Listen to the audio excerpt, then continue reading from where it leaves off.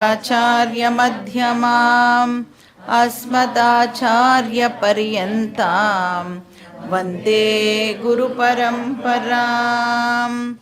ॐ पार्थाय प्रतिबोधितां भगवता नारायणेन स्वयं व्यासेन ग्रथितद्वेषिणी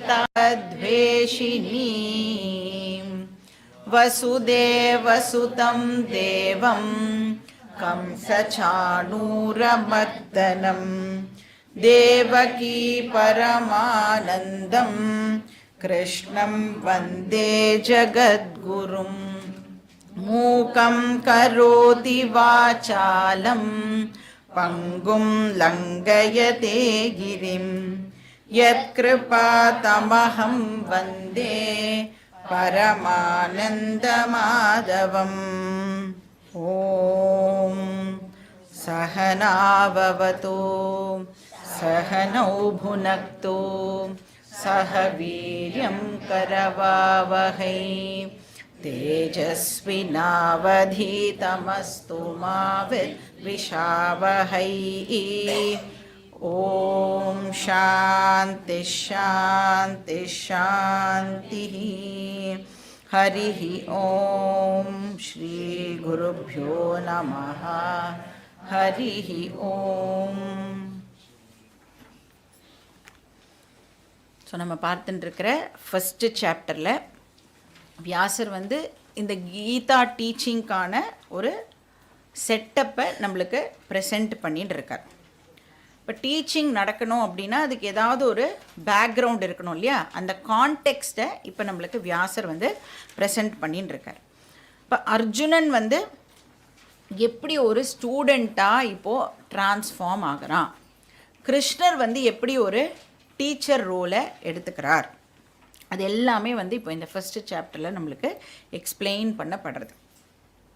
இப்போ வரைக்கும் அர்ஜுனன் எப்படி இருக்கான், யாராக இருக்கான்? ஒரு சோல்ஜராக தான் இருக்கான் இல்லையா? இன்னும் அவன் ஸ்டூடெண்ட்டாக மாறலை. கிருஷ்ணர் என்னவா இருக்கார்? சாரதியாக தான் இருக்கார், ஒரு தேரோட்டியாக இருக்கார் கிருஷ்ணர். ஸோ எப்படி வந்து இந்த சேஞ்சஸ் எல்லாம் இப்போது டெவலப் ஆகிறது அப்படிங்கிறது தான் ஃபஸ்ட்டு சாப்டரில் பார்க்க போகிறோம். இப்போ ரெண்டு பக்கமும் வந்து சோல்ஜர்ஸ் நின்றுருக்கா. அப்புறம் அந்த சோல்ஜர்ஸை வந்து ஃபஸ்ட்டு யார் வந்து இப்படி ஒரு லுக்கெலாம் விட்டா, துரியோதனன் போய் இப்படி பார்க்குறான். இப்படி பார்த்துட்டு என்ன சொல்கிறான்? துரோணர்கிட்ட போய் சொல்கிறான். என்ன சொன்னான்? நான் பாண்டவாளோட ஆர்மியை பார்த்தேன், அவள் தான் நம்ம சைடை விட ரொம்ப ஸ்ட்ராங்காக இருக்கா அப்படின்னு சொல்கிறான். அப்போ நம்ம சைடு இருக்கிற ஆர்மி ரொம்ப வீக்காக இருக்குது அப்படின்னும் சொல்கிறான். என்ன தான் வந்து நம்ம சைடு இருக்கிற ஆர்மிக்கு வந்து பீஷ்மர் வந்து தலைமை தாங்கினாலும் நம்மளுடைய சைடு ரொம்ப ரொம்ப வீக்காக இருக்குது. அப்போ இந்த வீக்னஸ் வந்து எதை காட்டுறது அப்படின்னா, அவனுக்கு மனசுக்குள்ளே பயம் இருக்குது அப்படிங்கிறத காட்டுறது. அவனுக்கு கான்ஃபிடென்ஸ் இப்போது சுத்தமாக போயிடுது. இப்போ நம்மளுக்கு வந்து இந்த இன்னர் கான்ஃபிடென்ஸ் வேணும் அப்படின்னு சொன்னால் அதுக்கு கண்ணுக்கு தெரியாத ஒரு இம்பார்ட்டண்ட் ஃபேக்டர் ரொம்ப முக்கியம். மனசில் வந்து ஒரு தைரியம் நமக்கு வரணும் அப்படின்னா அதுக்கு கண்ணுக்கு தெரியாத அந்த ஈஸ்வர அனுக்கிரகம் அது வந்து வெரி வெரி இம்பார்ட்டண்ட். ஈஸ்வர அனுக்கிரகம் எங்கே இருக்கும்? எந்த இடத்துல தர்மம் இருக்கோ அந்த இடத்துல ஈஸ்வர அனுக்கிரகம் டெஃபினட்டாக இருக்கும். இப்போ துரியோதனனுடைய ஹிருதயத்தில் தர்மம் இல்லை, அதனால் அவனுக்கு ஈஸ்வர அனுக்கிரகம் இல்லை. இப்போ அந்த கண்ணுக்கு தெரியாத ஃபேக்டர் வந்து மிஸ்ஸிங். அதனால ஹீ ஃபீல்ஸ் அந்த செல்ஃப் கான்ஃபிடென்ஸ் வந்து இப்போ அவனை விட்டு போயிடுது. நம்பிக்கை இல்லாமல் இப்போ அவன் இருக்கான். இப்போ அவ்வளோ பெரிய படை அவன்கிட்ட இருந்தும் அவனுக்கு கான்ஃபிடென்ஸ் இல்லை. இதே அந்த பக்கம் யார் இருக்கா? பாண்டவாஸ் இருக்கா. அந்த பாண்டவர்களுடைய ஹிருதயம் முழுக்க என்ன இருக்குது அப்படின்னா தர்மம் மட்டுமே இருக்குது. அதனால் அவளுக்கு ஈஸ்வர அனுகிரகம் அபண்டண்ட்டாக அவைலபிளாக இருக்குது. இப்போ நம்ம வந்து மென்டலாக சப்போஸ் ஏதோ ஒரு சமயத்தில் வீக்காக இருக்கோம்னு வச்சுக்கோங்களேன். இப்போ நம்ம மனசுக்கே நம்மளுக்கு வந்து ஒரு தைரியம் வேணும் அப்படின்னா அந்த எக்ஸ்ட்ரா ஸ்ட்ரென்த்தை எது கொடுக்கும் அப்படின்னா நம்ம வேண்டிக்கிற அந்த பகவான் தான் நம்மளுக்கு அந்த எக்ஸ்ட்ரா ஸ்ட்ரென்த்தை கொடுப்பார். ஈஸ்வர அனுகிரகம் தான் அந்த எக்ஸ்ட்ரா ஸ்ட்ரென்த்தை கொடுக்கறது. அப்போ நம்மளுக்கு தோணும், பகவானை பிரார்த்தனை பண்ணிட்ட உடனே நம்மளே வந்து அந்த கஷ்டத்தில் இருப்போம், அப்புறம் பகவான்கிட்ட பிரார்த்தனை பண்ணிப்போம். இம்மீடியட்டாக நம்மளுக்கு என்ன ஒரு தாட் வரும், எது வந்தாலும் பார்த்துக்கலாம், பகவான் நம்ம கூட இருக்கார் அப்படின்னு ஒரு தாட் வருதில்ல. அந்த தாட்டே இப்போ எதனால் வந்ததுன்னா ஈஸ்வர அனுகிரகம் இருக்கிறதுனால தான். இப்போ தைரியமாக வந்து அந்த கான்ஃபிடென்ஸ் நம்மளுக்கு கிடைக்கிறது. இப்போ வந்து இந்த துரியோதனன் வந்து பயந்து போயிருக்கான். இப்போ போர் வந்து ஆரம்பிக்கிறதுக்கு ஜஸ்ட் முன்னாடி இதெல்லாம் வந்து நடக்கிறது. ஸோ இப்போ துரியோதனன் வந்து இவ்வளோ அவநம்பிக்கையாக இருக்கானே அப்படின்னு பார்த்துட்டு பீஷ்மர் வந்து இப்போ என்ன பண்ணுறார், அவனுக்கு வந்து கான்ஃபிடென்ஸை நம்ம வந்து ஏற்றணும் அப்படின்னு சொல்லி அவர் கையில் என்ன காஞ்ச் வச்சுட்டுருக்காரோ அதை எடுத்து இப்போது ஊதுறார். அவர் வந்து சங்க ஊதின உடனே என்ன சிக்னல் அது, இப்போ போகிற ஆரம்பிக்கலாம், எங்கள் சைடில் நாங்கள் வந்து ரெடியாக இருக்கோம் அப்படிங்கிறத சிக்னல் பண்ணுறார். இப்போ பீஷ்மர் தான் வந்து அந்த இடத்துல இருக்கிறதுலேயே வந்து ஓல்டஸ்ட் பர்சன். ஸோ இது வரைக்கும் தான் நம்ம வந்து போன கிளாஸில் பார்த்தது இல்லையா. ஒன்ஸ் பீஷ்மர் வந்து இப்போது சங்கை எடுத்து ஊதின உடனே மற்ற சோல்ஜர்ஸ் எல்லாம் என்ன பண்ணுறா, இப்போது துரியோதனனோட சைடில் இருக்கிறவா எல்லாரும் அவகிட்ட என்னெல்லாம் வாத்தியங்கள் இருக்கோ அதெல்லாம் எடுத்து இப்போ வந்து எல்லாம் இசைக்க ஆரம்பிக்கிறான். சங்காஷ்ட பேரியாஷ்ட பணவ அனக கோமுக இப்படி எல்லாம் அந்த ஸ்ட்ரிங் இன்ஸ்ட்ருமெண்ட்ஸு ட்ரம்மு எல்லாமே வந்து இப்போது வாசிக்கப்படுறது. வெரைட்டிஸ் ஆஃப் இன்ஸ்ட்ருமெண்ட்ஸ் அங்கே வந்து இசைக்கப்படுறது. இப்போ அந்த சத்தம் எப்படி இருக்கான், அந்த ஹோல் பிளேஸையே வந்து அந்த சத்தம் வந்து இப்போது அதிர வைக்கிறது. இப்போ பாண்டவாஸ் என்ன பண்ணணும், இதுக்கு அவளுடைய ரெஸ்பான்ஸ் என்ன அப்படிங்கிறது இப்போ அவள் வந்து சொல்லணும். இப்போ அவள் ரெடியா இல்லையா அப்படிங்கிறத சொல்லணும். அவள் என்ன சொல்கிறா அப்படின்னு ஸ்லோகம் படிச்சுட்டு பார்க்கலாம். ஸ்லோகா நம்பர் 14. ததஸ்வேதைர்ஹயைர்யுக்தே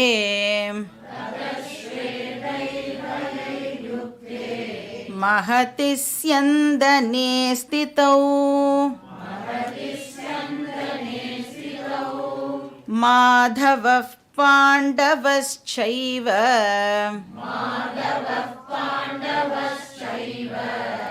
दिव्यौ शङ्कौ पृथक्मतुः.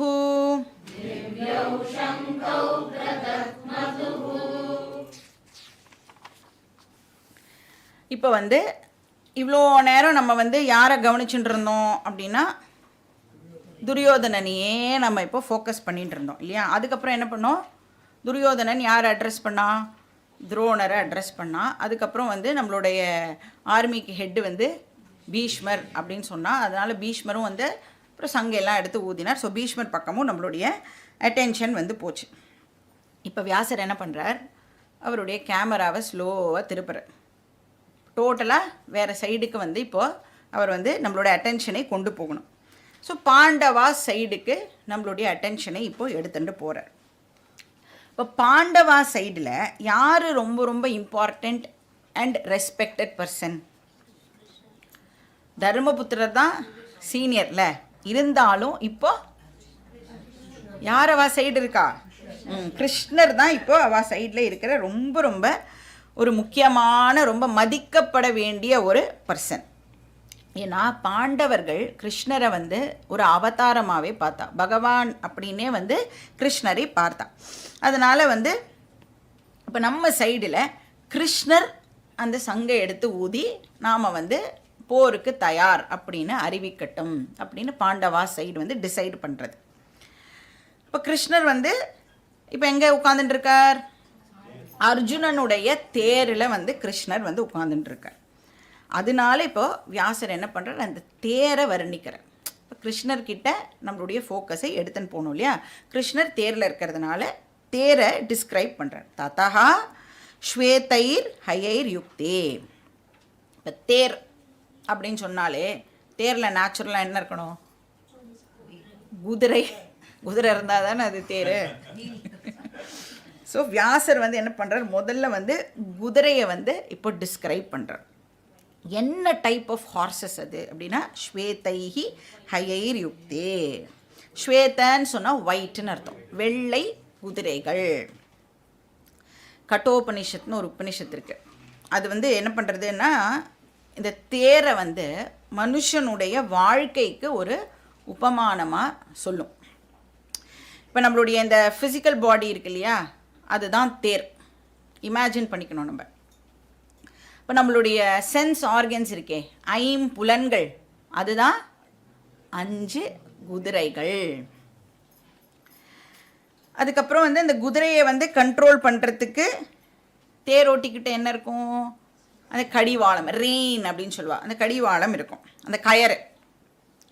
அது என்னது அப்படின்னா நம்மளுடைய ஐம்புலன்களை எது கண்ட்ரோல் பண்ணுறது, மைண்ட், மனசு இருக்குல்ல, அந்த மனசு தான் ஐம்புலன்களை கண்ட்ரோல் பண்ணுறது. இப்போ இந்த சென்ஸ் ஆர்கன்ஸ் இருக்குல்ல, ஐம்புலன்கள், அது வந்து நம்மளுக்கு எப்படி ஹெல்ப் பண்ணுறது, என்ன பண்ணுறோம் அந்த சென்ஸ் ஆர்கன்ஸை யூஸ் பண்ணி? நாம் நிறையா விஷயங்களை பற்றின அறிவை சென்ஸ் ஆர்கன்ஸ் மூலமாக நாம் அடையிறோம். அதனால தான் சென்ஸ் ஆர்கன்ஸுக்கு என்ன பேர்? இன்ட்ரோடக்ஷன் கிளாஸ்லலாம் பார்த்தோமே, வெரி குட், ஞானேந்திரியம். ஞானத்தை கொடுக்கறதுக்கு அது வந்து இன்ஸ்ட்ருமெண்ட்டாக பயன்படுறது இல்லையா. அப்போ அது வந்து நாலெட்ஜை கொடுக்கறது. இப்போ நாலேஜை வந்து நம்மளுடைய சாஸ்திரம் வந்து ஜென்ரலாக ஒயிட் கலர் அப்படின்னு சிம்பிளைஸ் பண்ணும். அதனால இப்போ இந்த குதிரைகள் எல்லாம் வந்து சென்ஸ் ஆர்கன்ஸுக்கு கம்பேர் பண்ணப்படுறதுனால அதெல்லாம் நாலேஜ் கொடுக்கக்கூடியதாக இருக்கிறதுனால ஹார்சஸ் எல்லாம் என்ன கலரில் இருக்கான், ஒயிட் கலரில் இருக்குது. அப்புறம் நாலேஜுக்கு யார் தேவதா? சரஸ்வதி மாதா. சரஸ்வதியை என்ன சொல்லுவோம், ஸ்வேதாம்பரதாரி அப்படின்னு சொல்லுவோம். அது மட்டும் இல்லை, வெள்ளை தாமரையில் தான் வந்து சரஸ்வதி வேறு உட்காந்துட்டு இருப்பா இல்லையா. அப்போ நாலேஜை வந்து சிம்பிளைஸ் பண்ணுறது ஒயிட் கலர். பின்னாடி வந்து கிருஷ்ணரே சொல்வார், ஒயிட் கலர் வந்து சத்வகுணத்தை ரெப்ரசன்ட் பண்ணுறது அப்படின்னு சொல்லுவார். ஸோ இங்கே வந்து குதிரைகள் எல்லாம் வந்து வெள்ளை கலரில் இருக்குது. ஓகே, சரி, எப்படிப்பட்ட சேரியட் அது, எப்படிப்பட்ட தேர் அது? மகதி ஸ்யந்தனே ஸ்திதௌ. மகத்தின்னா ரொம்ப பெருசு, ஸ்யந்தனகனா தேர் அப்படின்னு அர்த்தம். அந்த தேரானது வந்து அர்ஜுனனுக்கு தேவலோகத்திலிருந்து கிடைச்ச ஒரு தேர். அது ஆர்டினரி தேர் இல்லை. மகதி ஸ்யந்தனே. ஸோ இந்த அற்புதமான தேரில் ஸ்திதௌ உட்கார்ந்துட்டு இருக்கா யாரு? மாதவஹா. மா அப்படின்னு சொன்னால் லக்ஷ்மி தேவி அப்படின்னு அர்த்தம். தவ அப்படின்னா ஹஸ்பண்ட், பதி அப்படின்னு அர்த்தம். ஆர் சக்தி அப்படின்னு ஒரு அர்த்தம் உண்டு. ஸோ இந்த இடத்துல வந்து மாதவ அப்படின்னா பவர் ஆஃப் நாலெட்ஜ் அப்படின்னும் வந்து ஒரு அர்த்தமானது இருக்குது. அதாவது நாலெட்ஜுக்கு அதிபதி அப்படின்னும் நாம் எடுத்துக்கலாம். இப்போ கிருஷ்ணர் வந்து அறிவு ஸ்வரூபமாக அந்த இடத்துல உட்கார்ந்துட்டு இருக்கார். ஏன்னா என்ன பண்ண போகிறார் கிருஷ்ணர்? அறிவை கொடுக்க போகிறார், டீச் பண்ண போகிறார். அதனால் வந்து கிருஷ்ணரை பியூட்டிஃபுல்லாக எங்கள் வியாசர் வந்து மாதவ அப்படின்னு சொல்கிறார். அப்புறம் வேறு யாரும் கூட இருக்கா? பாண்டவ ஏவச்ச. பாண்டவ அப்படின்னா இந்த இடத்துல யாரை குறிக்கிறது? ஸ்பெசிஃபிக்காக அர்ஜுனனை இந்த இடத்துல அது குறிக்கிறது. இப்போ அர்ஜுனன் தான் மாஸ்டர், கிருஷ்ணர் வந்து சேவகன், வேலையாள். அவன் என்ன சொல்கிறானோ அதை வந்து இப்போ பண்ணணும். இன்னும் கொஞ்சம் நேரத்தில் என்ன ஆகும், அப்படியே ரோல் வந்து இப்போது ரிவர்ஸ் ஆகும். இப்போ என்ன பண்ணினாவா ரெண்டு பேரும்? திவ்யௌ சங்கௌ பிரதத் மதுஹு. கிருஷ்ணர் வந்து தன்னோட சங்கை எடுத்து ஊதினார். அப்போ பாண்டவா சைடும் வந்து ரெடி அப்படின்னு இண்டிகேட் பண்ணுறது. அந்த சங்கெல்லாம் வந்து எப்படிப்பட்டதுன்னா திவ்யௌ சங்கௌ, ரொம்ப ரொம்ப டிவைன் கான்ஷியஸ் அப்படின்னு அர்த்தம். 2 சங்கு இருக்குல்லையே, இப்போ அர்ஜுனன் கையில் ஒன்று இருக்குது, கிருஷ்ணர் கையில் ஒன்று இருக்குது. அதனால திவ்யௌ சங்கௌ, 2 சங்கௌன்னா 2 சங்கு அப்படின்னு அர்த்தம். அதெல்லாம் வந்து ஆர்டினரி சங்குகள் கிடையாது அப்படிங்கிறத இந்த ஸ்லோகம் சொல்கிறது. அடுத்த ஸ்லோகம் வந்து யார் யார்கிட்ட என்னென்ன சங்கு இருந்தது அப்படிங்கிறத சொல்கிறது. ஸோ ஸ்லோகம் படிக்கலாம். ஸ்லோகா நம்பர் 15.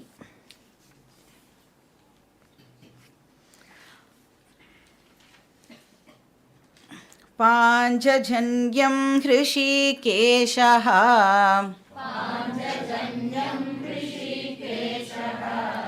தேவதத்தம் தனஞ்சயः பௌண்ட்ரம் தத்மௌ மகாசங்கம் பீமகர்மாவ்ருகோதரः.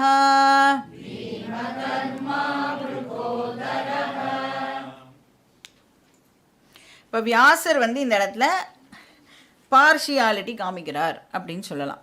ஏன்னா பாண்டவா சைடு வச்சுட்டு இருக்கிற சங்கெல்லாம் பற்றி மட்டும்தான் வியாசர் வந்து நம்மளுக்கு பேரெல்லாம் கொடுக்குறார். இது வந்து ஒரு பெரிய கேள்வியாக வரும். கீதா கிளாஸ்லாம் எடுத்துகிட்டு இருக்கும்போது நடுவில் வந்து என்னை கேட்கக்கூடாது, ஏன் பாண்டவாஸோடைய சங்கு பேரெலாம் மட்டும் சொன்னேன், கௌரவர்களுடைய பேரை சங்கு பேரெல்லாம் வந்து வியாசர் சொல்லவே இல்லைன்னா வியாசர் சொல்லவே இல்லை, அதனால் அது என்னன்னு நம்மளுக்கு தெரியவே தெரியாது. நம்மளுடைய விஷயம் வந்து ஃபோக்கஸ் எதில் இருக்கணும் அப்படின்னா கீதாவுடைய தாத்பரியத்தில் இருக்கணும். அவா கையில் என்ன இருந்தது, இவா கையில் என்ன இருந்தது, அதில் நம்மளுடைய அட்டென்ஷன் போகக்கூடாது. பாக்கி இடத்துலலாம் தானே அங்கே கவனம் செலுத்துகிறோம். இங்கே வந்தால் என்ன தாத்பரியம், அதுலேருந்து நான் என்ன கற்றுக்கிறேன், அதில் தான் நம்மளுடைய ஃபோக்கஸ் இருக்கணும். ஸோ வியாசரும் வந்து இவா கையில் இருக்கிற சங்கு பற்றி மட்டும்தான் இங்கே எக்ஸ்பிளைனே பண்ணுறா. ஸோ என்னெல்லாம் சங்கு இருக்குது அப்படின்னா ஹ்ருஷிகேஷா. ஸோ கிருஷ்ணருடைய கையில் வந்து பாஞ்சஜன்யம் அப்படிங்கிற சங்கு இருக்குது. இப்போ கிருஷ்ணருக்கு வந்து நிறைய பேர், ஆர் விஷ்ணுவுக்கு வந்து நிறைய பேர்கள் வந்து கொடுக்கப்படுறது இல்லையா. இப்போ மாதவ அப்படின்னு ஒரு பேர் பார்த்தோம், அப்புறம் இங்கே லக்ஷ்மிபதி அப்படின்னு ஒரு பேர் இருக்குது. இப்போ ஹிருஷி கேஷா அப்படிங்கிறதும் வந்து இன்னொரு அழகான பேர். ஹிருஷிகம் அப்படின்னு சொன்னோன்னா சென்ஸ் ஆர்கன்ஸ் அப்படின்னு அர்த்தம். ஈஷா அப்படின்னு சொன்னால் மாஸ்டர். இப்போ ஹிருஷி கேஷானா சென்ஸ் ஆர்கன்ஸோடைய மாஸ்டர் அப்படின்னு அர்த்தம். சென்ஸ் ஆர்கன்ஸை கண்ட்ரோல் பண்ணுறவர் அப்படின்னு அர்த்தம். அப்படின்னா நம்மளுடைய ஒருத்தருடைய ஹிருதயத்துலேயும் கிருஷ்ணர் வந்து சாட்சியாக இருந்து நம்மளுடைய சென்ஸ் ஆர்கன்ஸை வந்து பிளெஸ் பண்ணுறார் அப்படின்னு சொல்லலாம். அப்போ கிருஷ்ணர் வந்து அர்ஜுனனுடைய ஹிருதயத்துலேயும் இருப்பாரா மாட்டாரா? கண்டிப்பாக இருப்பார் இல்லையா. அதனால அவன் இப்போ என்ன யோசிக்கிறான் அப்படிங்கிறதும் கூட கிருஷ்ணருக்கு தெரியும். அவனோட மைண்டில் இப்போ என்ன மாதிரியான தாட்ஸ்லாம் ஜெனரேட் ஆகிறது அப்படிங்கிறது கூட கிருஷ்ணரால் வந்து தெரிஞ்சுக்க முடியும். அதனால் அவருக்கு பேர் Hrishikesha. So lord of mind and sense organs அப்படின்னு சொல்லலாம். அப்போ அந்த கிருஷ்ணர் கையில் பாஞ்சஜன்யம் அப்படிங்கிற சங்கு வந்து இருந்தது. பிரதத்மௌ அப்படின்னா ஊதினார் அப்படின்னு அர்த்தம். ஸோ பாஞ்சசன்யம் அப்படிங்கிறது வந்து ஆக்சுவலி அது வந்து ஒரு அசுரனோட பேர். அவன் என்ன பண்ணான், பயந்துண்டு சங்குக்குள்ளே போய் ஒளிஞ்சுட்டான்.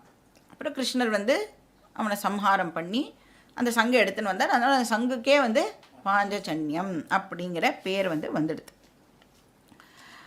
ஸோ இப்போ வந்து பாஞ்சஜன்யம் எங்கேயாவது ஒலிக்கிறது அப்படின்னு சொன்னாலே ஆப்போனண்ட்டு காலி அப்படின்னு நாம் வந்து அண்டர்ஸ்டாண்ட் பண்ணிக்கணும். அப்புறம் என்ன, தேவதத்தம் தனஞ்சயா. தனஞ்சயன் யார்? அர்ஜுனன். அப்படின்னா என்ன அர்த்தம்? தனஞ்சயானா என்ன அர்த்தம்? நிறைய செல்வங்களை உடையவன் அப்படின்னு அர்த்தம். Very very prosperous person. இப்போ இந்த டைட்டில் எல்லாம் ரொம்ப இம்பார்ட்டண்ட், நல்லா நம்ம வந்து நோட் பண்ணிக்கணும். ஏன்னா அர்ஜுனன் வந்து எப்படிப்பட்டவன் அப்படிங்கிறது இந்த டைட்டில் வந்து சொல்கிறது. அதாவது மெட்டீரியலி சக்ஸஸ்ஃபுல் பர்சன் அப்படின்னு அர்த்தம். இப்போ நம்மளுக்கு வந்து சாதாரணமாக வந்து ஒரு பேசிக்காக இப்போ யாரை கேட்டாலும் மினிமமாக சில ஆசைகள்லாம் நம்மளுக்கு இருக்கும்ல. அதாவது நல்ல தங்கிறதுக்கு வந்து ஒரு வசதியான வீடு இருக்கணும், போட்டுக்கிறதுக்கு நல்ல ட்ரெஸ் இருக்கணும், போயிட்டு வர்றதுக்கு ஒரு நல்ல கார் இருக்கணும், அப்புறம் நம்ம வந்து ஒரு நல்ல ஆஃபீஸில் நல்ல போஸ்ட்டில் வேலையை விட்டே அவன் தூக்கவே கூடாது, என்ன ரிசெஷன் வந்தாலும் நான் அப்படியே அந்த வேலையில் இருக்கணும், அந்த மாதிரிலாம் நம்ம ஆசைப்படுவோம்ல. இதெல்லாம் பேசிக் ஆசை. அப்புறம் இன்னும் நம்ம வந்து கொஞ்சம் அழகாக இருக்கணும், இதெல்லாம் வந்து நம்மளுக்கு ஆசை. அர்ஜுனனுக்கு இது எல்லாமே இருந்தது. நம்ம என்னெல்லாம் ஆசைப்படுறோமோ அது எல்லாமே வந்து அர்ஜுனனுக்கு அந்த விஷயங்கள் எல்லாமே அவன் கிட்டேயே வந்து இருந்தது. அவன் ரொம்ப ரொம்ப அழகு, அப்புறம் ரொம்ப பலசாலி, அப்புறம் என்ன வில்லுக்கு விஜயன் இல்லை, அவனை மாதிரி ஒரு வில்லாளி இல்லை. அப்புறம் பேர் இருந்தது, புகழ் இருந்தது, என்ன வேணுமோ அது எல்லாமே அவன்கிட்ட இருந்தது. மோஸ்ட் சக்ஸஸ்ஃபுல் பர்சன் அப்படின்னு சொல்லலாம். இன்ஃபேக்ட் அவன் ஒரு வாட்டி ஸ்வர்க்கத்துக்கு கூட போயிட்டு வந்திருக்கான். நாமெல்லாம் யூஎஸ் ரிட்டர்ன்னு சொல்லுவோம், அவன் என்ன சொல்லலாம், ஸ்வர்கா ரிட்டன் அப்படின்னு சொல்லிக்கலாம். அவன் வந்து இந்திரனுக்கு வந்து ஹெல்ப்லாம் பண்ணியிருக்கான் போர் பண்ணுறதுக்கு.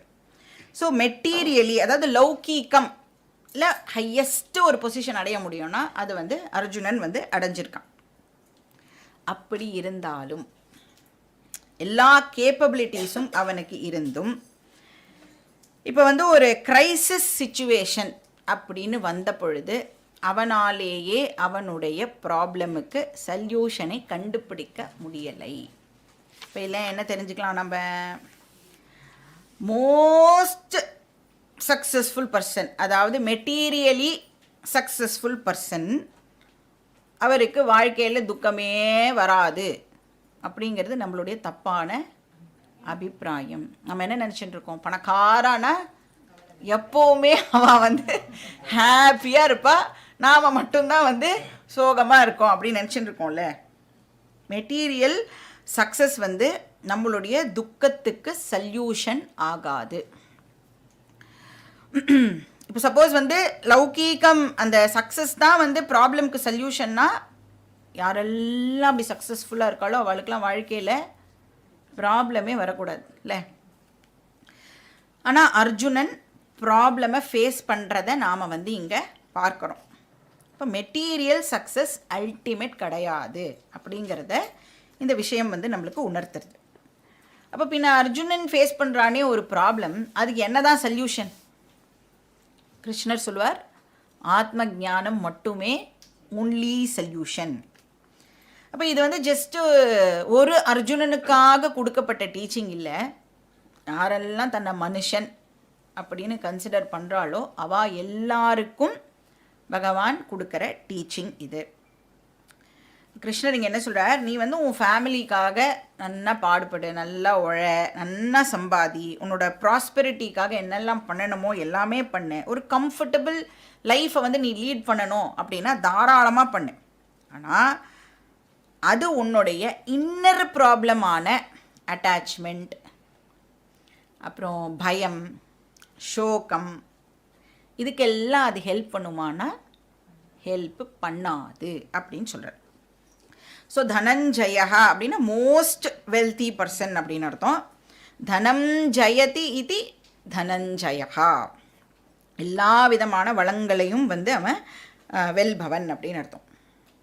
ஸோ அப்படிப்பட்ட அர்ஜுனன் என்ன சங்கு ஊதினா, தேவதத்தம், அது வந்து சங்கோட பேர். அப்புறம் என்னது, விருகோதர பௌண்ட்ரம் தத்மௌ. விருகோதர அப்படிங்கிறது வந்து பீமனோட இன்னொரு பேர். விருக்க அப்படின்னு சொன்னால் உல்ஃப்னு அர்த்தம், ஓநாய். விருக்கஸ்ய உதரம் விருகோதரஹா, உதரம்னா வயர். அப்போது பீமனுக்கு வயர் எப்படி இருக்கும்னா ஓனானோட வயறு மாதிரி. அப்படின்னா என்ன அர்த்தம், எதுக்காக அப்படி ஒரு உவமானம் சொல்லப்படுறது? ஓனானுக்கு அப்படி என்ன சிறப்பு? அது எவ்வளோ சாப்பிட்டாலும், ஓனான் இல்லை ஓநாய், சாரி, ஓநாய்க்கு எவ்வளோ சாப்பிட்டாலும் திருப்தி அப்படிங்கிறதே ஏற்படாது. ப்ளஸ் எவ்வளோ சாப்பிட்டாலும் வயிறு வந்து அதுக்கு பெருசே ஆகாது. நம்ம எல்லாருக்கும் கூட அந்த ஓனாய் மாதிரி ஒரு வயிறு இருந்தால் நன்னா தான் இருக்கும். பீமனுக்கு அந்த மாதிரி ஒரு உதரம் இருந்தது. எவ்வளோ சாப்பிட்டாலும் அவனோட வயிறு வந்து பெருசே ஆகாது. Fit stomach. ஸோ விருகோதரஹா பீமகர்மா. பீமகர்மா அப்படின்னா டெரிபிள் ஆக்ஷன்ஸ் அப்படின்னு அர்த்தம். பீம அப்படின்னு சொன்னாலே பயங்கரமான, பயமுறுத்துகிற மாதிரியான, கர்மான டீடு, ஆக்ஷன்ஸ். இப்போ பீமம் பண்ணுற கர்மாலாம் எப்படிப்பட்டதாக இருக்கும்? பயங்கரமான ஆக்ஷன்ஸாக இருக்கும். ஏன்னா எவ்வளோ ராட்சசர்களெல்லாம் பீமன் அசால்ட்டாக லெஃப்ட்லேயே வந்து அடிச்சுட்டு போயிட்டே இருப்பான்.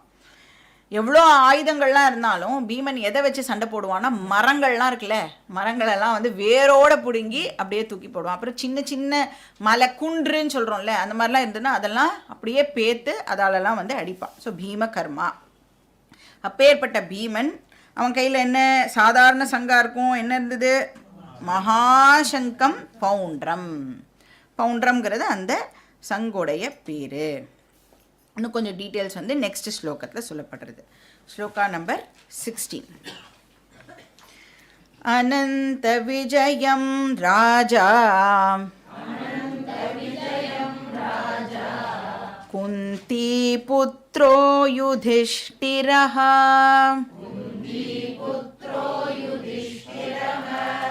நகுலः சஹதேவஸ்ச சுகோஷமணிபுஷ்பகௌ.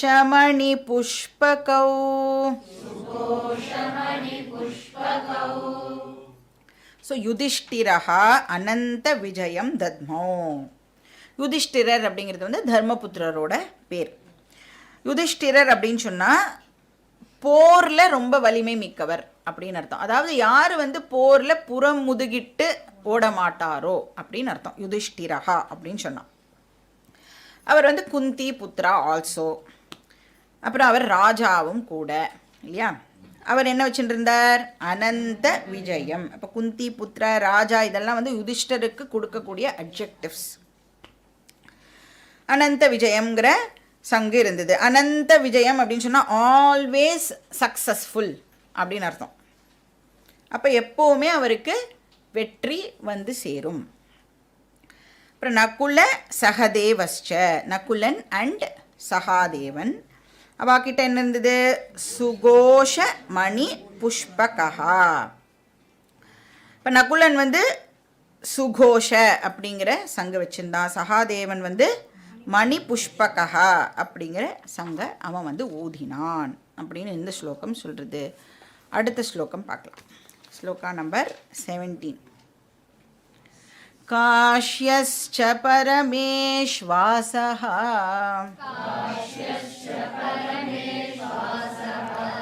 शिखण्डी च महारथः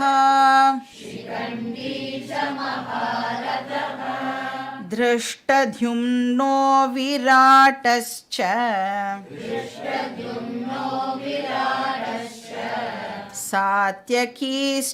सात्यकीश्चापराजितः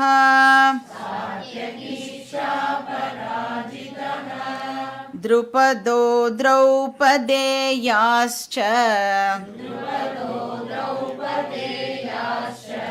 सर्वशः पृथिवीपते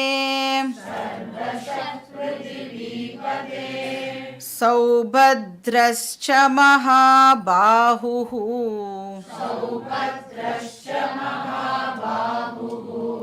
शङ्गान् दद्मुः पृथक् पृथक्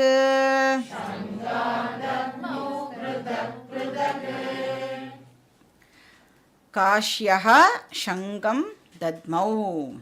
காஷி ராஜா இல்லையா, அவர் வந்து நெக்ஸ்ட்டு அவருடைய சங்கை எடுத்து ஊதுகிறார். இந்த காஷி ராஜா அப்படிங்கிறவர் வந்து வெரி வெரி பவர்ஃபுல் கிங். பரமேஷ்வாசா, ஈஸ்வாசானா வில்லுன்னு அர்த்தம். பரமேஷ்வாசானா யாருக்கிட்ட ரொம்ப அந்த பவர்ஃபுல்லான வில் போ இருக்கோ அப்படின்னு அர்த்தம். ஸோ காஷி ராஜா அப்படிங்கிறவர் வந்து அந்த மாதிரி ஒரு பவர்ஃபுல் போவை வச்சுருக்கிறவர் அப்படின்னு அர்த்தம். அவர் அவருடைய சங்கை எடுத்து ஊதினார். இங்கேயே வந்து பேரெல்லாம் இப்போ போயிடுது, என்ன சங்கு பேர் எல்லாம் வந்து வியாசர் வந்து கொடுக்கல. அப்புறம் யார், ஷிகண்டீச்ச மகாரதா. ஷிகண்டி, ஷிகண்டி நம்ம எல்லாருக்கும் தெரியும், பிறந்ததே வந்து பீஷ்மரை வந்து கொல்றதுக்காக தான் வந்து பிறந்தா, அதான் விரதம். அப்படிப்பட்ட ஷிகண்டி வந்து ஒரு மகாரதா. மகாரதர்னா யாருன்னு ஆல்ரெடி பார்த்தோம். 10,000 வீரர்களை ஒரே ஆளாக வந்து சமாளிக்க முடியும்னா அவளை வந்து மகாரதா அப்படின்னு சொல்கிறோம்.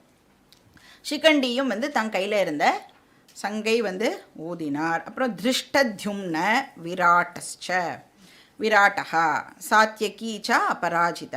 அபராஜித அப்படின்னு சொன்னால் எவர் சக்ஸஸ்ஃபுல் அப்படின்னு அர்த்தம். ஸோ அப்படிப்பட்ட சாத்யகி அவனோட சங்கை ஊதினான். அப்புறம் திருபத திரௌபதேயா. திரௌபதேயா அப்படின்னா திரௌபதியுடைய 5 பசங்க அப்படின்னு அர்த்தம். அவள் எல்லாரும் கூட எப்படிப்பட்டவா? ரொம்ப ரொம்ப பவர்ஃபுல் பர்சன்ஸாக இருந்தால். சர்வசகா அப்படின்னா எல்லாருமே வந்து இப்போது அவளுடைய சங்கை எடுத்து இப்போது ஊதரா. சௌபத்ர மகாபாஹு. சௌபத்ரனா அபிமன்யு அப்படின்னு பார்த்தோம் இல்லையா? இப்போ அபிமன்யு வந்து மகாபாஹு அப்படின்னு சொன்னால் ரொம்ப பவர்ஃபுல், வலிமையான தோள்களை உடைய அப்படின்னு சொல்லுவோம்ல, அதான் மகாபாஹு. அவள் எல்லாரும் அவளுடைய சங்கை எடுத்து ஊதினா. பிரித்தக்கு பிரித்தக்கு அப்படின்னா தனித்தனியாக அவளுடைய சங்கை எடுத்து ஊதினார்கள். பிருத்திவி பதே அப்படின்னா இங்கே யார்? பிருத்திவி பதே. இப்போ இந்த விஷயத்தை எல்லாம் யாரோ யார்கிட்டையோ சொல்லிட்டு இருக்கா இல்லையா? யார் இதெல்லாம் சொல்லிட்டு இருக்கா? சஞ்சயன் சொல்லிட்டு இருக்கான். யார்கிட்ட? திருத்தராஷ்டிரன் கிட்ட இதெல்லாம் சொல்லிட்டு இருக்கா இல்லையா? அதனால் திருத்தராஷ்டிரனை சஞ்சயன் வந்து பிருத்திவி பதே அப்படின்னு அட்ரஸ் பண்ணுறான். ஏன்னா ராஜா இல்லையா? அதனால் வந்து இந்த பிருத்திவிக்கே ராஜாவாக இருக்கேளே, உங்களுக்கு நான் இதெல்லாம் இப்போது சொல்லின்னு இருக்கேன் அப்படின்னு சஞ்சயன் இப்போ இதெல்லாம் சொல்கிறான்.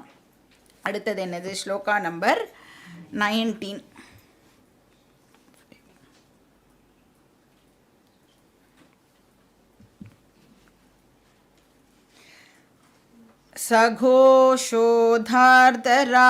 சகோஷோதார்தராஷ்ட்ராணாம் ஹிருதயானி வ்யதாரயத் நபஸ்ச பிருதிவீம் சைவ துமுலோ வ்யனுநாதயன்.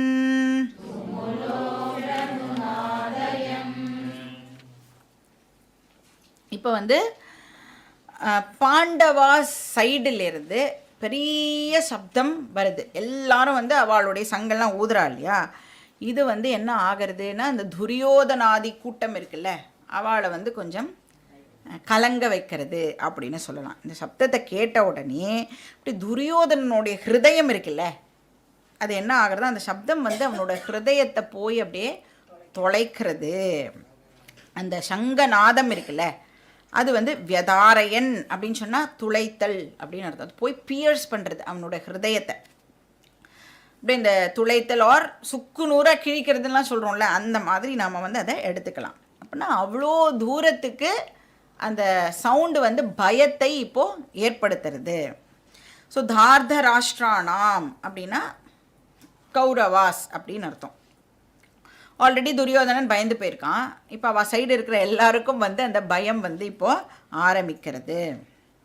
அவனோட பயம் வந்து இன்னும் இன்க்ரீஸ் ஆச்சு. இப்போ தன்னம்பிக்கை சுத்தமாக போயிடுது, பயம் வந்து ஜாஸ்தியாகிடுது. ஏன் தன்னம்பிக்கை போயிடுது? தர்மம் அப்படிங்கிறது கிஞ்சித்து கூட இல்லை அந்த இடத்துல. இப்போ வியாசர் சொல்கிறார், அந்த சங்கநாதம் நபஸ்ச பிருத்திவீம் செய்வ அனுநாதயன். அனுநாதயன்னா இகோயிங், எக்கோ பண்ணுறதுன்னு சொல்லுவோம், ரிசவுண்டிங் அப்படிலாம் சொல்லுவோம்ல, அது அதிர்தல். அதான் நபனா வானம், பிருத்திவினா பூமி அப்படின்னா விண்ணுக்கும் மண்ணுக்கும், அந்த விண்ணும் மண்ணும் வந்து அப்படியே அதிர் அளவு இந்த சப்தமானது ஒலித்தது. பயங்கர சப்தம் வந்து இப்போது கௌரவாசை ரொம்ப ரொம்ப டிஸ்டர்ப் பண்ணித்து அப்படின்னு இந்த ஸ்லோகம் சொல்கிறது. அடுத்த ஸ்லோகம், ஸ்லோகா நம்பர் 20.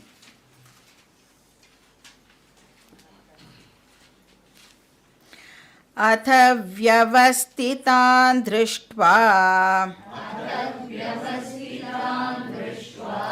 धार्तराष्ट्रान् कपिध्वजः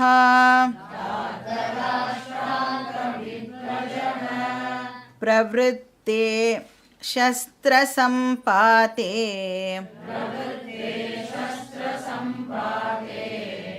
धनुरुद्यम्य पाण्डवः ऋषिकेशं तदा वाक्यम् इदमाह महीपते. ஸோ இப்போ இந்த 19வது ஸ்லோகம் இருக்குல்ல, அது வரைக்கும் ஒரு ஃபேஸ், ஒரு சீன். 20வது ஸ்லோகத்திலிருந்து காட்சிகள் மாறுகின்றன, அப்படியே வந்து டேர்ன் ஆக ஆரம்பிக்கிறது.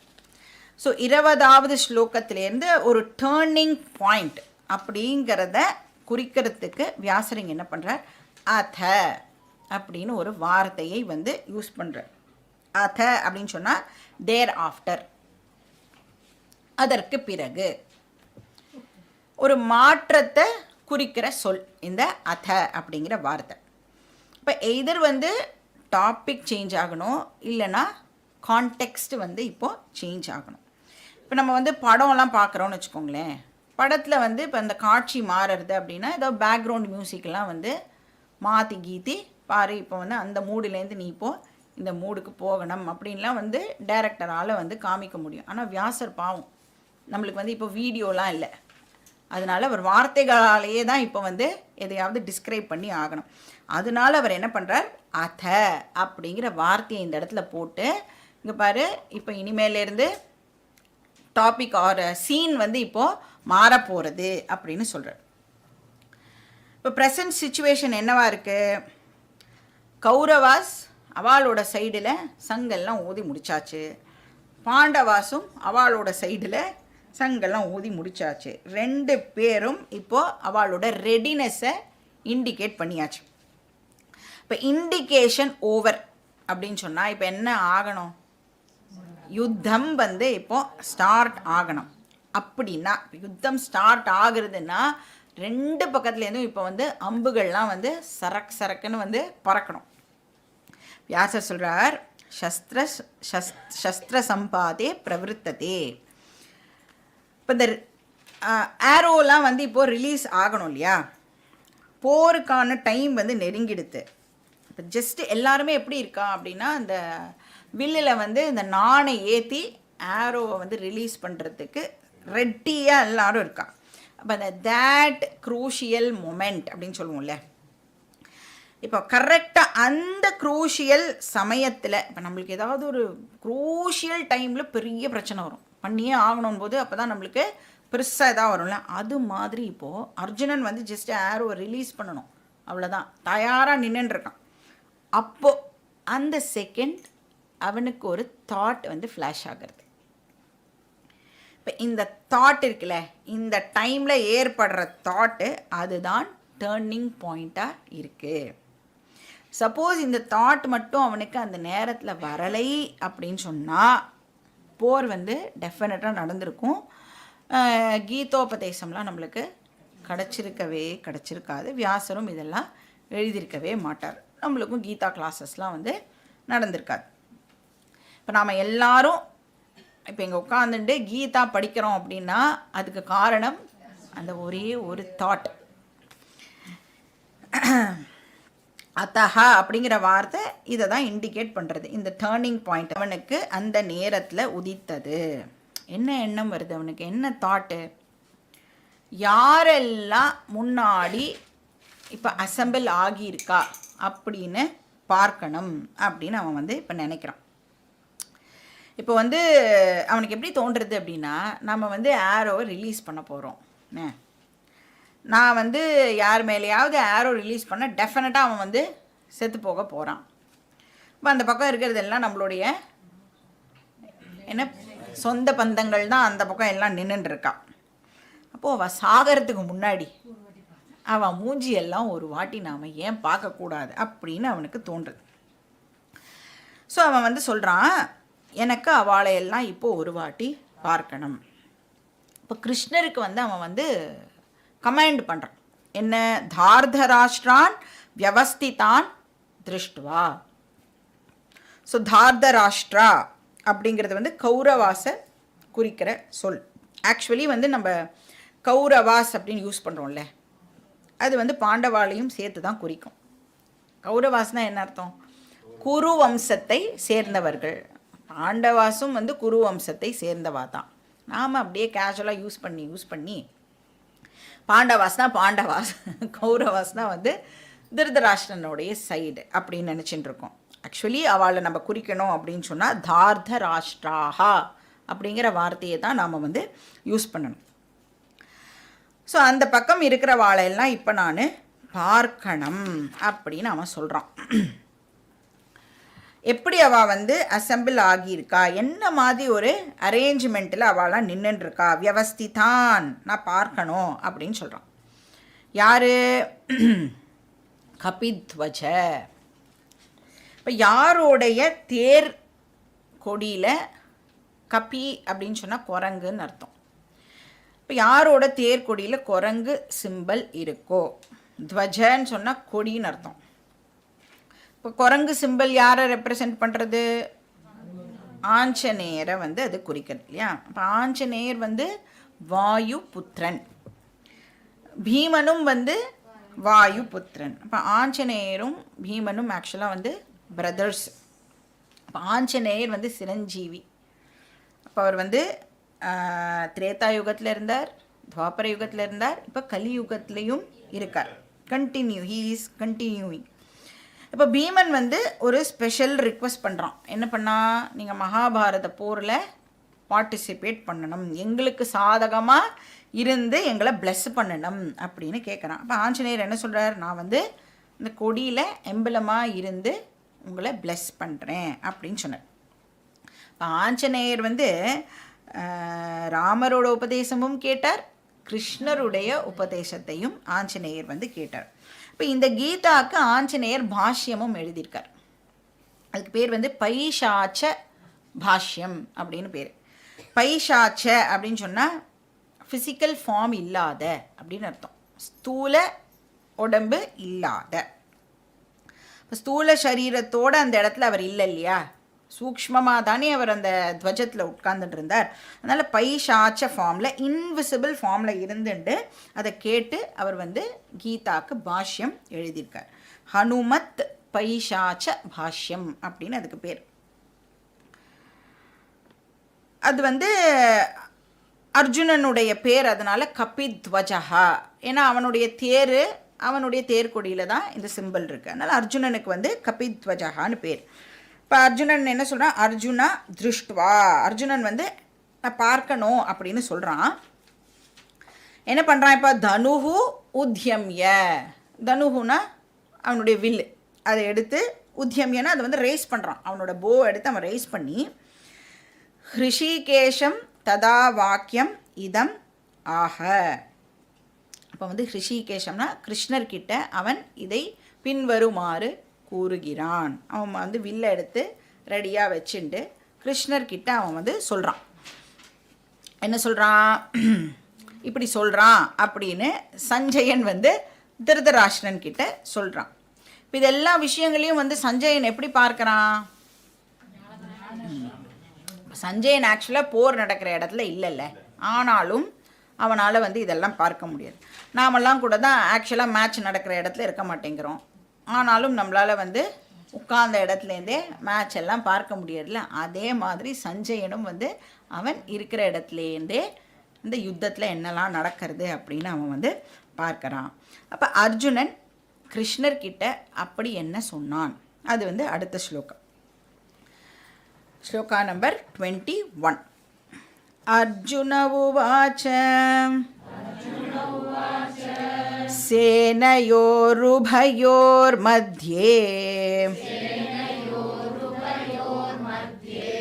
ரதம் ஸ்தாபயமேச்யுத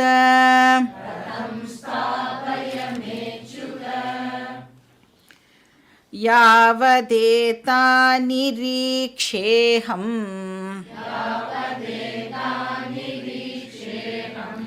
யோதுகாமானவஸ்திதான்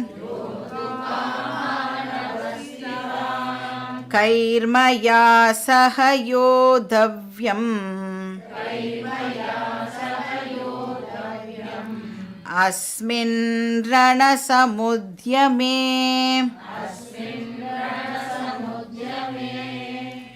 இப்போ அர்ஜுனன் வந்து கிருஷ்ணர் கிட்ட பேசுகிறான். அர்ஜுன உவாச்ச, ஹே அச்சுத அப்படின்னு கிருஷ்ணரை வந்து அவன் அட்ரஸ் பண்ணுறான்.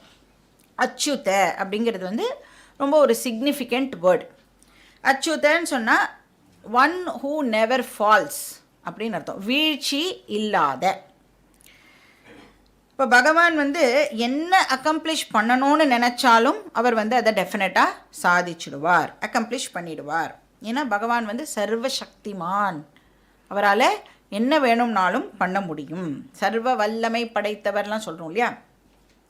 இப்போ மகாபாரத போரில் வந்து பாண்டவாஸ் எல்லாரும் வந்து கிருஷ்ணரை வந்து ட்ரஸ்ட் பண்ணான், மேலே அவ்வளோ நம்பிக்கை வச்சா. அதனால் கிருஷ்ணரும் வந்து அவளை காப்பாற்றினார். அதனால தான் கைவர்த்தக கேசவஹா அப்படின்னு பார்த்தோம் இல்லையா. கிருஷ்ணரும் வந்து ஹெல்ப் பண்ணினார். இப்போ நம்மளை சுற்றி இருக்கிறவாள்லாம் நம்மளை வந்து கைவிட்டுடலாம், கவர்மெண்ட்டு கூட நம்மளை வந்து கைவிட்டுடலாம். ஆனால் யார் நம்மளை கைவிட மாட்டா?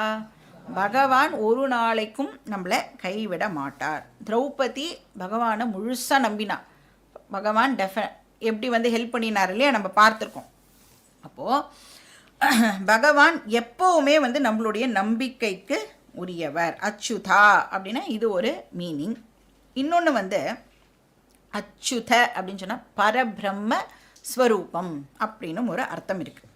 யார் வந்து சம்சாரத்தில் விழவே மாட்டாளோ அவளை அச்சுதா அப்படின்னு சொல்கிறோம். எவர் ஃப்ரீ, எவர் லிபரேட்டட்.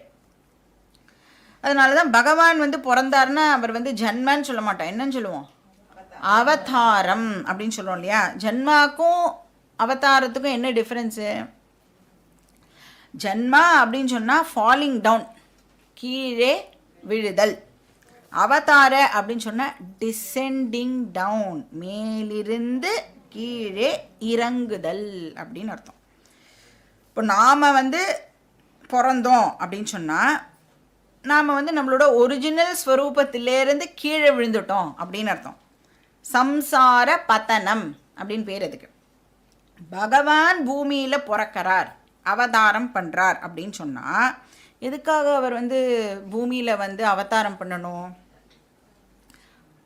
எதுக்கு கீழே வரணும்? அவர் ஹியூமனிட்டியை அப்லிஃப்ட் பண்ணுறதுக்காக பகவான் வந்து அவதாரம் பண்ணுறார். அவர் என்றைக்குமே அவரோட ஒரிஜினல் நேச்சர்லேருந்து வீழ்வதே கிடையாது. அதனால் அச்சுத அப்படின்னு சொன்னால் பரபிரம்ம ஸ்வரூபம் அப்படின்னு ஒரு மீனிங் இருக்குது. ஸோ எவர் ஃப்ரீ, நித்திய முக்தஹா அப்படின்னு அர்த்தம். இப்போ அர்ஜுனன் சொல்கிறான், ஹே அச்சுத ஸ்தாபய மே ரதம். கிருஷ்ணரை வந்து கமாண்ட் பண்ணுறான். கொஞ்ச நேரத்துக்கு மாஸ்டராக இருக்கான், கொஞ்ச நேரம் தான் அலௌடு. ரதம் ஸ்தாபய, ரதத்தை நிறுத்து, பொசிஷன் பண்ணு அப்படின்னு அர்த்தம். எங்கே? சேனையோர் உபயோர் மத்தியே. உபயக அப்படின்னு சொன்னால் நடுவுலன்னு அர்த்தம்.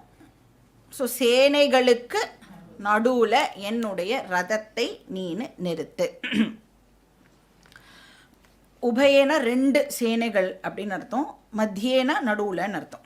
ஸோ ரதத்தை வந்து நீ ரெண்டு சேனைகளுக்கும் நடுவில் பிளேஸ் பண்ணு. இப்போ துரியோதனனுடைய ஆர்மி வந்து டெஃபினட்டாக கொஞ்சம் தள்ளி இருக்கும் இல்லையா. நீங்கள் வந்து இதிலெல்லாம் பார்த்துருக்கலாம். இவன் இங்கே இருக்கானா ரொம்ப தூரத்தில் தான் இன்னொரு ஆர்மி இருக்கும். அப்போ அவனால் வந்து சரியாக எல்லாரையும் வந்து பார்க்க முடியல. எல்லாரோட முகமும் வந்து எனக்கு நன்னா தெரியணும் அப்படின்னு இவன் வந்து சொல்கிறான். என்ன பர்பஸுக்காக அவள் எல்லாரையும் பார்க்கணுமா? யாவத்து ஏதான் நிரீக்ஷே அகம், நான் வந்து கிளியராக சர்வே பண்ணணும் அப்படின்னு சொல்கிறான். யாரெல்லாம் எங்கே நின்றுருக்கான்னு ரொம்ப கிளியராக எனக்கு பார்க்கணும் அப்படின்னு சொல்கிறான். ஸோ அவஸ்திதான் யோது காமான். அவஸ்தித்தான்னா அசம்பிள் ஆகி இருக்கிற அப்படின்னு அர்த்தம். யோது காமான்னா யுத்தத்துக்காக, சண்டை போடுறதுக்காக வந்திருக்கிறவா. சண்டை போடணுங்கிற ஆசையோடு யாரெல்லாம் அசம்பிள் ஆயிருக்காளோ அவளை நான் கிளியராக பார்க்கணும் அப்படின்னு இங்கே வந்து அர்ஜுனன் சொல்கிறான். நான் வந்து பார்க்குற வரைக்கும், நான் ஃபுல்லாக சர்வே பண்ணி முடிக்கிற வரைக்கும் நீ வந்து அந்த ரதத்தை அந்த இடத்துல நிறுத்தி வைக்கணும் அப்படின்னு சொல்கிறான். யோத்ஸ்யமானான் அவேக்ஷேகம் ஏதேஹே அத்ர சமாகதா. யோத்ஸ்யமானான் அவேக்ஷேகம்னா யார் அங்கே வந்து சண்டை போடுறதுக்கு வந்திருக்காளோ நான் வந்து அவளை பார்க்கறதுக்கு ஆசைப்படுறேன். I desire to see them அப்படின்னு சொல்கிறான். அவேக்ஷ அகம், எனக்கு வந்து அந்த கிளியர் வியூ தேவைப்படுறது. சமாகதான அசம்பிள்டு, அத்திரனா இங்கே அசம்பிள் ஆகியிருக்கிறவாளை நான் பார்க்கணும். ஜஸ்ட் வந்து துரியோதனன் என் கோவை மட்டும் பார்க்கறதுக்காக இல்லை, கூடவே வந்து நிறையா பவர்ஃபுல் கிங்ஸ் எல்லாமும் வந்து அவளோட சைடில் இருக்கா இல்லையா. இது வந்து ஜஸ்ட் 2 ஃபேமிலிக்கு நடுவில் நடக்கிற சண்டையாக இருந்தாலும் அந்த ஊரில் எவ்வளோ ராஜா இருந்தாலும் அத்தனை ராஜாக்களும் வந்து இப்போ இந்த போரில் வந்து பார்ட்டிசிபேட் பண்ணிகிட்டு இருக்கான். கிட்டத்தட்ட ஒரு வேர்ல்டு வார் மாதிரி தான் வந்து அது நடந்தது. அப்போ பாக்கி ராஜாக்களை எல்லாம் நான் பார்க்கணும். யுத்தே பிரிய சிக்கீர் ஷவஹா, அந்த ஆலிஸ் அப்படின்னு சொல்லுவோம்ல, அவள் எல்லாரையும் நான் வந்து பார்க்கணும். இப்போ துரியோதனனுடைய ஆசையை நிறைவேற்றுறதுக்காக அவன் சைடு யாரெல்லாம் வந்து சேர்ந்திருக்காளோ அவளையெல்லாம் நான் வந்து பார்க்கணும். இப்போ அவனோட அர்ஜுனனுடைய ஸ்திதி எப்படி இருக்குது அப்படின்னா, அவ்வளோ கோவத்தில் இருக்கான். அந்த ரத்தம்லாம் கொதிக்கிறது அப்படின்னு சொல்லுவோம்ல, அந்த மாதிரி அவ்வளோ கோவத்தோட இப்போ அர்ஜுனன் இருக்கான். அப்போ துரியோதனன் வந்து இந்த பாண்டவாஸ்க்கு இழைத்த அதர்மங்கள் எல்லாம் இப்போ 1 by 1 அவனுக்கு ஞாபகம் வருது, ரொம்ப கோபம் வருது. அதனால் சொல்கிறான் துர்புத்தேஹே அப்படின்னு சொல்கிறான். இப்போ இந்த எக்ஸ்ப்ரெஷனை வந்து நாம் நோட் பண்ணிக்கணும், இதை பின்னாடி நாம் ரெஃபர் பண்ணுவோம். துர்புத்தி அப்படின்னு சொன்னால் துஷ்ட புத்தி அப்படின்னு அர்த்தம், அதாவது அதர்மமான புத்தி. அர்ஜுனன் வந்து இந்த போரை ஜஸ்ட் 2 ஃபேமிலிக்கு நடுவில் நடக்கிற போராக பார்க்காமல் அவன் எப்படி பார்க்குறான்னா, தர்மத்துக்கும் அதர்மத்துக்கும் நடுவில் நடக்கிற சண்டை அப்படின்னு தான் அவன் அதை பார்க்குறான். அப்போ யாரெல்லாம் வந்து அந்த பக்கம் இருக்கான்றதுலாம் அவனுக்கு கவலையே இல்லை. யாரெல்லாம் அதர்மம் சைடு இருக்காளோ அவன் எல்லாருமே வந்து அழிக்கப்பட வேண்டியவர்கள் அப்படிங்கிறது அவன் வந்து நல்லா தெளிவாக இருக்கான் அந்த விஷயத்தில். இப்போ பீஷ்மர் வந்து பெரிய ஆள், துரோணர் ரொம்ப பெரிய ஆள், அவனோட டீச்சர் வேறு, அவனுக்கு சின்ன வயசுலேருந்து எல்லாம் சொல்லி கொடுத்துருக்கார். இருந்தாலும் அவன் அதை பற்றிலாம் கவலையே படலை. அவள் எல்லாம் அதர்ம சைடில் இருந்தால் அதனால் அவளெல்லாம் நான் சண்டை போடுவேன் அப்படின்னு ஒரு தீர்மானம் பண்ணினான். இப்போ அவனுடைய இமோஷனல் ப்ராப்ளம்லாம் இப்போ அவனுக்கு எதுவுமே இல்லை. ஸோ இன்டெலெக்ட் வந்து கரெக்டாக வேலை பண்ணிது. இப்போ யாருக்கு வந்து சவுண்டு இன்டெலெக்ட் இருக்கோ, யாரோட மனசு வந்து அவளோட புத்தியோடைய கண்ட்ரோலில் இருக்கோ, அவள் எடுக்கிற டெசிஷன்ஸ் எல்லாமே கரெக்டான டெசிஷன்ஸாக இருக்கும். எப்போ வந்து இமோஷன்ஸ், இந்த சென்டிமெண்ட்ஸ் இதெல்லாம் இருக்குல்ல, அது வந்து புத்தியை ஓவர் பவர் பண்ணுறதோ அப்போ நாம் எடுக்கிற டிசிஷன் எல்லாம் தப்பானதாக இருக்கும். நம்மளோட புத்தியும் வந்து கன்ஃபியூஸ்டு ஸ்டேட்டில் இருக்கும். இப்போ இந்த க்ஷணம் வரைக்கும் அர்ஜுனனுக்கு வந்து எந்த விதமான இமோஷ்னல் ப்ராப்ளமும் வந்து ஏற்படவே இல்லை. இன்டெலெக்ட் ரொம்ப தெளிவாக இருக்குது. அது வந்து அதர்மம் சைடு, நாம் வந்து தர்மம் சைடு. இப்போ இது தர்மத்துக்கும் அதர்மத்துக்கும் நடக்கிற யுத்தம். இப்போ வந்து சொசைட்டியில் தர்மம் இஸ் வெரி வெரி இம்பார்ட்டண்ட். இப்போ ஒரு 50-60 வருஷம் இருக்க போகிற டெம்பரரி ரிலேஷன்ஷிப்பை விட எப்பயுமே பர்மனண்ட்டாக இருக்கக்கூடிய தர்மம் இருக்குல்ல, அதுதான் வெரி வெரி இம்பார்ட்டண்ட். சாஸ்வதம் தர்மம். ஆனால் நம்மளுடைய ரிலேஷன்ஷிப்லாம் இருக்கே அதெல்லாம் வந்து டெம்பரரி. இப்போ வந்து நம்மளுடைய டெம்பரரி ரிலேஷன்ஷிப்பாக தர்மமானு கேட்டால் நம்ம என்ன பதில் சொல்லணும்? தர்மம்னு தான் ஆன்சர் சொல்லணும். ஆனால் நம்ம சொல்லுவோமா? இப்போ புத்தி should be clear enough to choose தர்ம. அதுக்கு தான் நம்ம வந்து ஸ்கூல்லலாம் படிக்கும்போது மனு நீதி சோழன் கதையெல்லாம் படிச்சிருக்கோமே. அதெல்லாம் எதை வந்து குறிக்கிறது? பையனா நீதியா? நீதி அப்படின்னு படிச்சிருக்கோம். இப்போ அர்ஜுனனோட இன்டெலெக்ட் ரொம்ப ரொம்ப கிளியராக இருந்தது. ஸோ தார்தராஷ்டிரஸ்ய துர்புத்தேஹே, அவனோட மனசு வந்து, அதாவது மனசை விட புத்தி ரொம்ப ஸ்ட்ராங்காக இருக்குது அப்படின்னு சொல்லலாம். இப்போ வேதாந்தா கிளாஸ்லாம் அட்டென்ட் பண்ணுறோமே, இப்படி அட்டென்ட் பண்ணால் நம்ம மனசுலாம் கல்லாயிடுமா? இப்போ நீங்கள் வந்து எங்கேயாவது வெளியில் நீங்கள் கீதா கிளாஸ் அப்படின்னு பாலிஷ்டாக சொல்லியிருப்பேன். நீங்கள் ஆக்சுவலாக சொல்லி பாருங்க, நான் வந்து வேதாந்தா கிளாஸ் அட்டென்ட் பண்ணுறேன் அப்படின்னு உங்களுக்கு நிறைய அட்வைசஸ்லாம் கொடுப்பான். சுச்சோ வேதாந்தா கிளாஸா, போயிடாத, உன் மனசுலாம் வந்து கல்லாயிடும், ட்ரையாக இருக்கும் அப்படிலாம் சொல்லுவாள். ஆனால் வேதாந்தின்ஸ் இருக்காள்ல, அவள் தான் வந்து எம்பாடிமெண்ட் ஆஃப் கம்பேஷனாக இருப்பா. அவளால் மட்டும்தான் அந்த கருணையோட அடுத்தவாக்கிட்ட பழக முடியும். மைத்ர கருணை வச்ச அப்படின்னு கிருஷ்ணர் வந்து பின்னாடி சொல்ல போகிறார். இப்போ இந்த இமோஷன்ஸ், சென்டிமெண்ட் இதெல்லாம் வந்து ஒண்டர்ஃபுல். இதெல்லாம் பகவான் நம்மளுக்கு கொடுத்துருக்கிற ஒரு பெரிய கிஃப்ட்டு. ஆனால் எப்போ இந்த இமோஷன்ஸோ சென்டிமெண்ட்டோ நம்மளோட புத்தியை மறைக்கிறதோ அப்போ அது வந்து நாம் ட்ராப் பண்ணிடணும். அது வந்து நம்மளுக்கு பெரிய ப்ராப்ளமே இல்லைனா க்ரியேட் பண்ணிடும். நம்ம எடுக்கிற முடிவு அத்தனையும் தப்பாகவே இருக்கும். ஸோ இப்போ தர்மம் வந்து அதர்மமாக தெரியும், அதர்மம் வந்து தர்மமாக தெரியும். ஸோ இது வரைக்கும் அர்ஜுனனுக்கு இந்த ப்ராப்ளம் இல்லை. திங்கிங் வந்து ரொம்ப கிளியராக இருந்தது. முன்னாடி வந்து பார்த்த உடனே அவனோட திங்கிங் வந்து இப்போது கிராஜுவலாக வந்து சேஞ்ச் ஆக ஆரம்பிக்கிறது. இப்போ எப்படி வந்து அவனுடைய இமோஷன், என்ன இமோஷன், என்ன இமோஷன், ராகஹா, எப்படி வந்து இப்போ அவனோட புத்தியை வந்து க்ளவுடு பண்ண போகிறது அப்படிங்கிறது தான் நாம் பின்னாடி வரப்போகிற ஸ்லோகங்களில் பார்க்க போகிறோம். பாக்கி டீட்டெயில்ஸ் நெக்ஸ்ட் கிளாஸில்.